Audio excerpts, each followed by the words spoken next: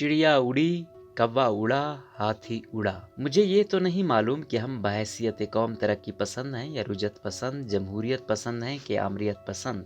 अलबत्ता हम और हमारी क़यादत फिल्म पसंद ज़रूर है।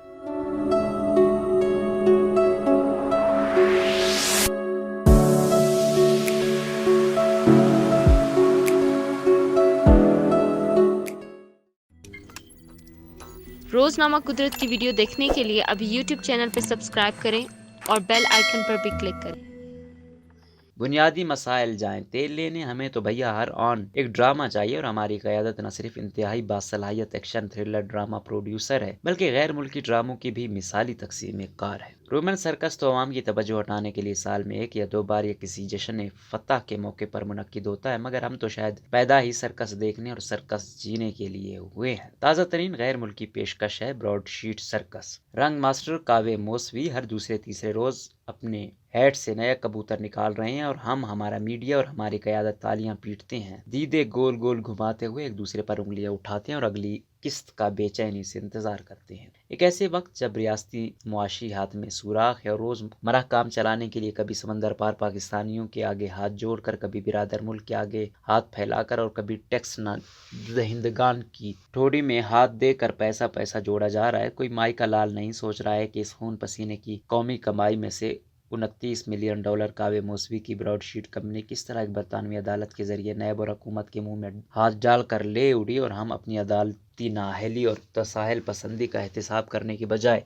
कावे मौसवी के सिलसिलेवार करतबी इंकशाफात पर बकोले शख्से इंजॉयज ले रहे हैं। जब मौसवी साहब कहते हैं कि किसी अंजुमदार ने खुद को नवाज शरीफ का कज़न बताकर मुझे शरीफ खानदान के काले धन के मामलात पोशीदा रखने के लिए 25 मिलियन डॉलर रिश्वत की पेशकश की, तो तमाम इमरानी काबीना कोर्स में झूम उठती है। देखा, हम ना कहते थे ये चोरों का जत्था है। मगर जब यही मौसवी साहब गुलअफशानी करते हैं कि जब ब्रॉडशीट कंपनी ने $1 अरब के एक पुरस्कार अकाउंट का सुराग लगाया तो मौजूदा हुकूमत के एक मुबैना अहलकार ने इस केस पर हाथ डालने से पहले पूछा, मेरा कमीशन कितना होगा? इस पर हुकूमती तर्जमान कहते हैं कि मौसवी झूठ बोल रहा है। मौसवी साहब कहते हैं उन्होंने पाकिस्तानी हुकूमत के चंद नुमाइंदों को $1 अरब मालियत के मुश्तबा बैंक अकाउंट के बारे में बताया, मगर वजीर आजम कहते हैं कि हमें नाम नहीं बताया गया। मौसवी के बकौल नैब ने सिर्फ सियासी हरीफों का पीछा किया, हम जिसका नाम बताते नैब के अंदर से कोई ना कोई ये नाम लीक कर देता और अगले ही हफ्ते काले धन के उस अकाउंट से रकम निकाल ली जाती। नैब कहता है मौसवी बेपरकी उड़ा रहा है। मौसवी कहता है नैब बजाते खुद बेबालो पर है। आप भूल जाएं कि कहानी में कौन सच्चा है कौन झूठा, बस उस वक्त तक ड्रामे का मजा लें जब तक कोई और एक्शन थ्रिलर सामने नहीं आता। बिल्कुल वैसे ही मजा लीजिए जैसे आप और हमने 2011 में उसामा बिन लादेन के हलाकत वाले एबटाबाद हमले के बाद मंजर आम पर आने वाले मेमो गेट का मजा लिया था। याद है ना, एक साहब थे मंसूर इजाज, उन्होंने दावा किया था कि सदर आसिफ जरदारी की जानिब से अमेरिका में पाकिस्तानी सफीर हुसैन हक्कानी के हाथ का लिखा हुआ खत अमेरिकी joint chief of staff committee के जनरल एडमिरल माइक मोलन तक मैंने पहुंचाया था। उस खत में सदर जरदारी ने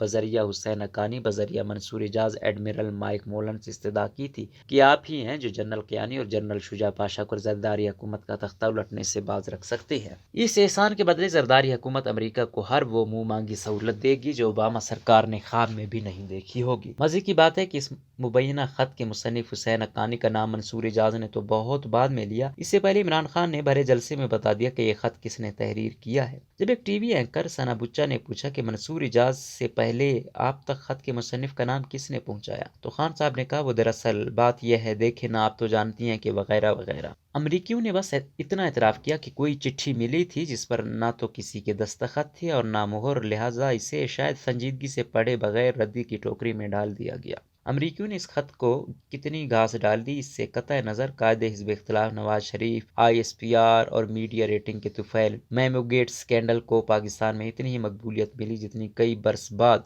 अर्तगुल गाजी के हिस्से में आई। मेमो गेट का फ़ायदा ये हुआ कि हुसैन हक्कानी अपनी सफारत से बरतरफ होकर इश्तिहारी करार पाए। एबटाबाद हमले में पेशावराना गफलत का सवाल मेमो गेट के हंगामे में दब गया। जरदारी हुकूमत अगले 3 बरस बिल्कुल सीधी सीधी चलती रही। कयानी साहब और पाशा साहब ने मुद्दत ओहदे में तोसी इंजॉय की और फिर सब मेमो गेट भूल भाल कर हंसी खुशी रहने लगे। इसी तरह شیٹ کے ڈرامے کی جانب میڈیا اور عوام کی توجہ ہر بچے کے لیے سود مند ہے۔ سب سے زیادہ توجہ ہٹاؤ کا فائدہ سرکار ہے۔ مثلاً کوالالمپور میں PIA کا اختیار لیز کی عدم ادائیگی کی پاداش میں ایک عدالتی حکم پر ضبط ہو گیا۔ براڈ شیٹ سے توجہ ہٹے تو کوئی پوچھے۔ آسٹریلیا کی ٹیتھیان کمپنی کی جانب سے ریکارڈنگ کانکنی کیس میں $6 ارب ہر جانے کی رقم پاکستان کے سر پر تلوار کی طرح لٹک رہی ہے۔ اس تلوار کو سر سے ہٹانے کے لیے کیا جتن ہو رہے ہیں، نہ کوئی پوچھ رہا ہے نہ بتا رہا ہے۔ گزشتہ برس پاکستان میں پیٹرولیم مصنوعات کی مصنوعی قلت کا سبب بننے والی 12 آئل مارکیٹنگ کمپنیوں کی منافع خوری اور ایرانی تیل کی سمگلنگ میں ان کمپنیوں کے ملوث ہونے کے شواہد پر مبنی FIA کی رپورٹ اب سینٹ میں زیر غور ہے۔ اس موضوع پر ایک اعلیٰ سطحی تحقیقی رپورٹ سرکاری فیصلہ سازوں کے میز پر بھی پڑی تو ہے، بس پڑی ہی ہے۔ شوگر مافیا کی